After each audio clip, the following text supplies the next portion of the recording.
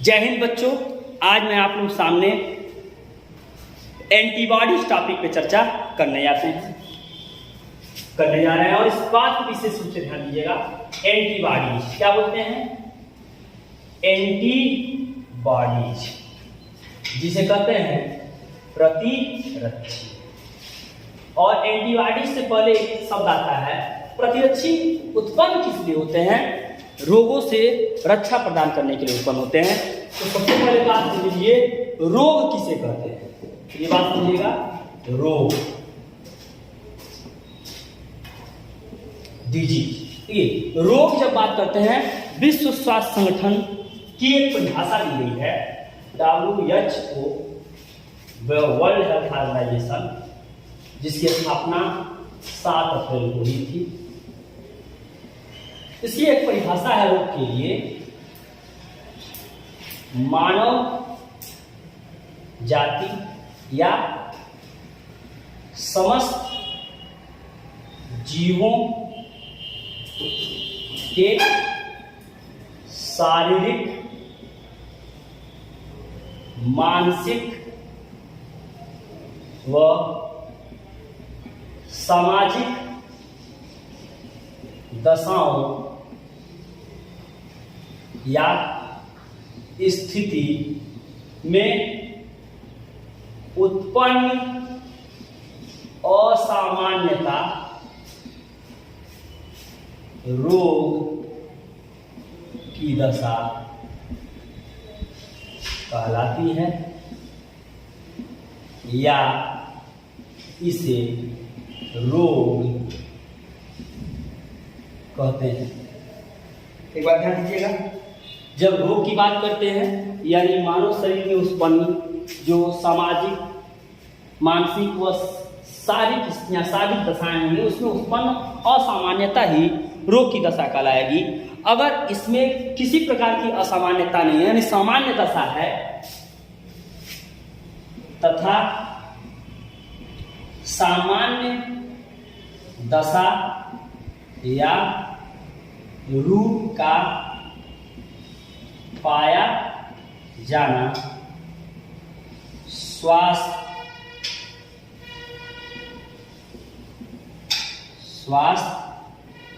की दशा कहलाती है। अर्थात अगर व्यक्ति के मानसिक, सामाजिक व शारीरिक दशाओं में किसी प्रकार की अगर असामान्यता नहीं है तो यह स्वास्थ्य की स्थिति है, इसे स्वास्थ्य कहेंगे। और इसमें अगर असामान्यता है तो इसे रोग कहेंगे। अब सबसे पहले रोग की बात करते हैं, तो रोग को 2 भागों में बांट दिया गया है, याद रखिएगा। ये हम नेक्स्ट वीडियो में आपको और डिटेल से, बेहतर ढंग से इसका एक्सप्लेनेशन प्रस्तुत करेंगे। आनुवंशिक रोग और उपार्जित रोग।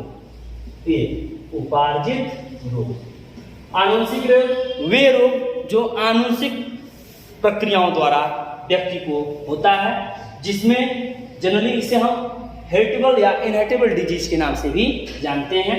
आनुवंशिक रोग यानी वे रोग होते हैं जो हमें जन्म से ही प्राप्त होते हैं, जो हमें गर्भावस्था से ही प्राप्त हो जाते हैं, जो हमें जन्म से ही मिला हुआ रोग होगा, उसे हम आनुवंशिक रोग कहेंगे। माता पिता द्वारा इन रोगों का ये प्राय संचरण होता है, यानी ये प्राय आनुवंशिक रोग होते हैं, इसीलिए ये एक पीढ़ी से दूसरी पीढ़ी में जाते रहते हैं। उपार्जित रोग वे रोग जो हमें समाज द्वारा, ये जो हमें बाह्य कारकों द्वारा, जो हमें बाहरी तरीकों से या बाह्य प्रक्रमों द्वारा प्राप्त होता है, जो रोग हमारे जन्म के बाद हमें प्राप्त होता है, उसे हम उपार्जित रोग या एक्वायर्ड डिजीज कहते हैं। रोगों को भी भिन्न भिन्न भागों में, भिन्न भिन्न रूपों में बांटा गया।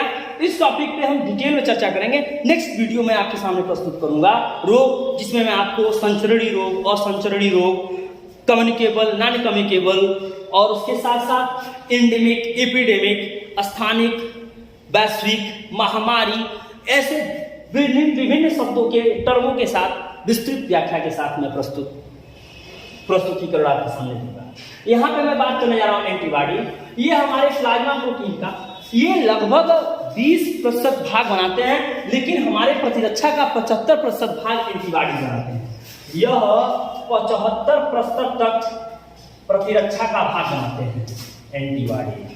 ठीक, और प्लाज्मा प्रोटीन का प्लाज्मा प्रोटीन का लगभग 20% भाग बनाते हैं।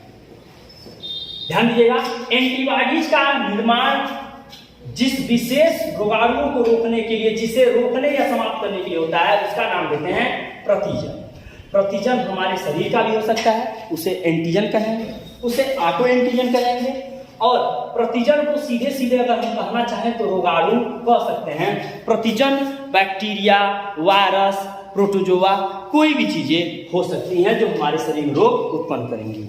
इनसे लड़ने के लिए हमारे शरीर में जो एंटीबॉडीज बनते हैं, वो ये एंटीबॉडीज, इसका एक और नाम दिया जाता है, इसे इम्यूनोग्लोबिन भी कहा जाता है। इसे इम्यूनोग्लोबिन प्रोटीन भी कहा जाता है, इस बात को याद रखिएगा। इसे एक और नाम दिया जाता है, इसे गामा ग्लोबिन भी कहा जाता है। गामा ग्लोबिन के नाम से भी इसे जानते हैं। इन एंटीबॉडीज को इम्यूनोग्लोबिन या गामा ग्लोबिन प्रोटीन के नाम से भी जाना जाता है। ये रोगाणुओं से लड़ने का काम करते हैं, जो हमें रोगों से बचाते हैं।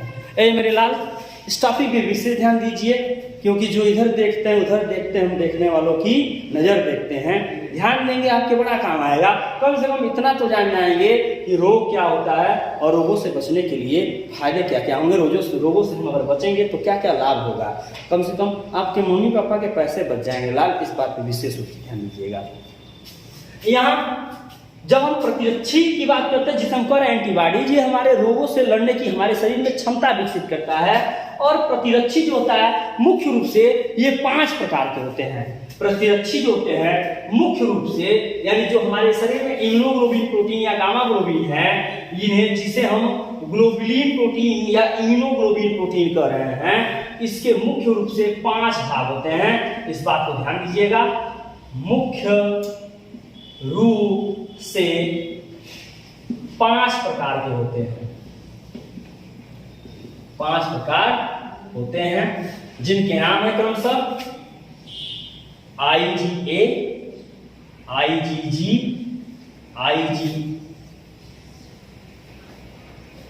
IgM, IgE व IgD। इसी के नाम दिए गए हैं। इसे कहा गया अल्फा इम्यूनोग्लोबिन, इसी को कहा गया अल्फा इम्यूनोग्लोबिन, इसे कहा गया गामा इम्यूनोग्लोबिन, इसे कहा गया म्यू, इसे कहा गया म्यू इम्यूनोग्लोबिन, इसे कहा गया एप्साइलन, एप्साइलन इम्यूनोग्लोबिन, और इसे कहा गया डेल्टा, इसे कहा गया डेल्टा इम्यूनोग्लोबिन। ये हमारे शरीर में 5 प्रकार की इम्यूनोग्लोबिन, इसमें सारे इम्यूनोग्लोबिन एक पीढ़ी से दूसरी पीढ़ी में मैक्सिमम इम्यूनोग्लोबिन हमारे शरीर में ही मौजूद होते हैं। एक इम्यूनोग्लोबिन विशेष प्रकार का होता है, जो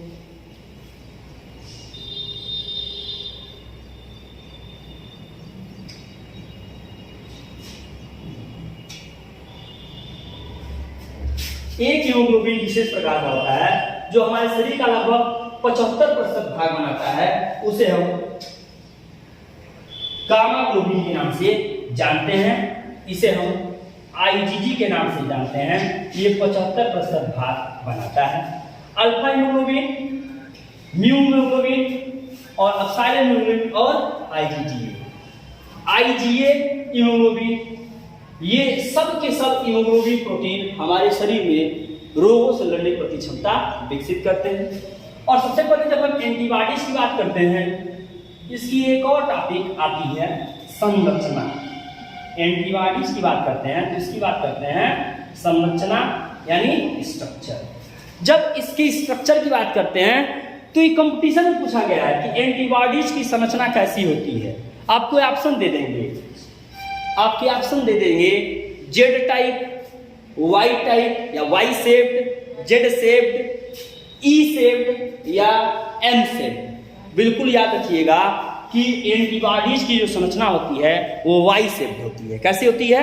वाई शेप्ड होती है। और एंटीबॉडी स्ट्रक्चर की बात कर रहे हैं, नेक्स्ट वीडियो में हम आपके सामने डिटेल से अल्फा, गामा, म्यू, एप्सिलॉन और डेल्टा एंटीबॉडीज से होने वाले लाभ, ये कौन कौन से रोगों से लड़ने की प्रति क्षमता विकसित करते हैं, कितने प्रतिशत भाग बनाते हैं, इन सारे टॉपिक को मैं नेक्स्ट वीडियो में क्लियरेंस बिल्कुल स्पष्ट इसके कार्य के साथ आपके सामने प्रस्तुत करूंगा।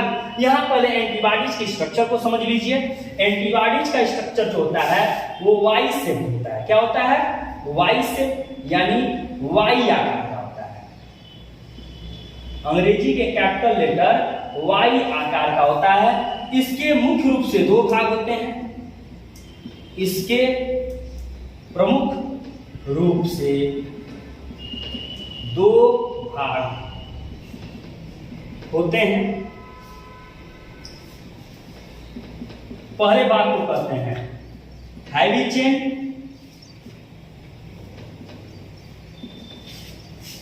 इसी को लॉन्ग चेन भी कहते हैं।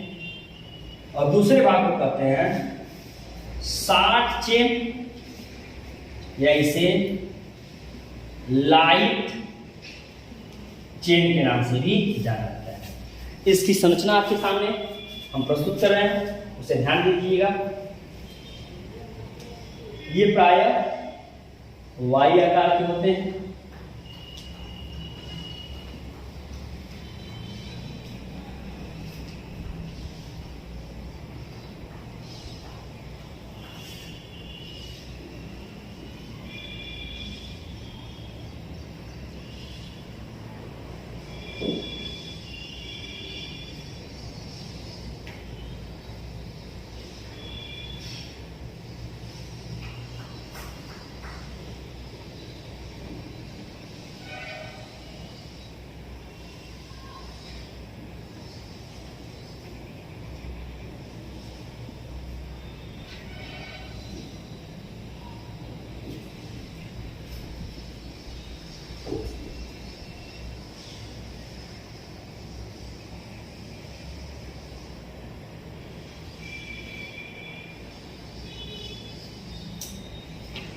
ये वाई साफ करते हैं। ये ऊपर वाले भाग को NH2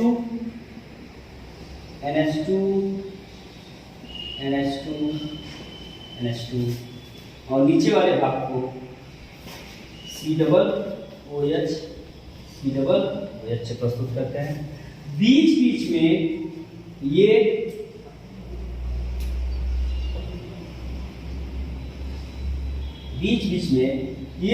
डाइसल्फाइड बॉन्ड द्वारा एक दूसरे से जुड़े होते हैं। डाइसल्फाइड बॉन्ड द्वारा एक दूसरे से जुड़े होते हैं।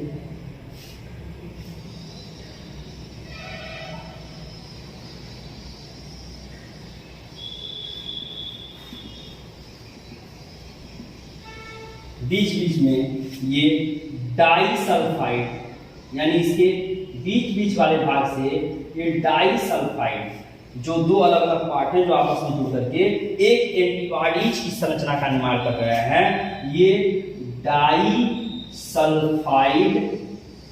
बंध द्वारा जुड़े होते हैं, जिसे यस डबल बॉन्ड यस द्वारा प्रदर्शित हम करते हैं।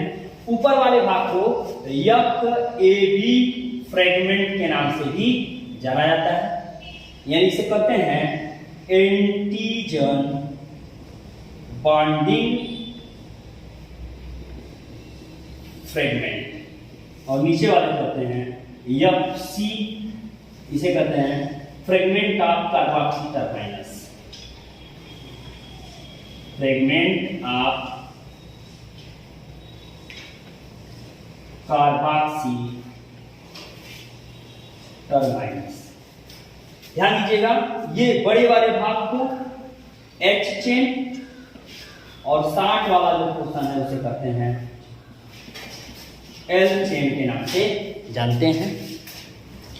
अब इस बात को ध्यान से समझ लीजिएगा कि ये वाई शेप्ड होते हैं और जो रोगों से लड़ने के लिए ये एफएबी फ्रेगमेंट जो है, जो एंटीजन को बांधने का काम करेगा, ये रोगाणुओं को बांधने का काम करता है। रोगाणुओं को बांधने का जो काम करेगा वो एंटीजन बाइंडिंग साइट या बाइंडिंग फ्रेगमेंट होता है, जिसे हम एफएबी फ्रेगमेंट के नाम से जानते हैं। इसे N टर्माइनस NH2 समूह के कारण, एक्चुअली एंटीबॉडी जो है वो प्रोटीन है और प्रोटीन अमाइनो एसिड के बने होते हैं, इसीलिए NH2COOH बीच में कार्बन की लंबी श्रृंखला, कार्बन के घटक या अणु इसमें विद्यमान होंगे। इसलिए एक भाग NH2 और दूसरा भाग COOH, एक को कहते हैं N टर्माइनस, एक को कहते हैं N टर्माइनस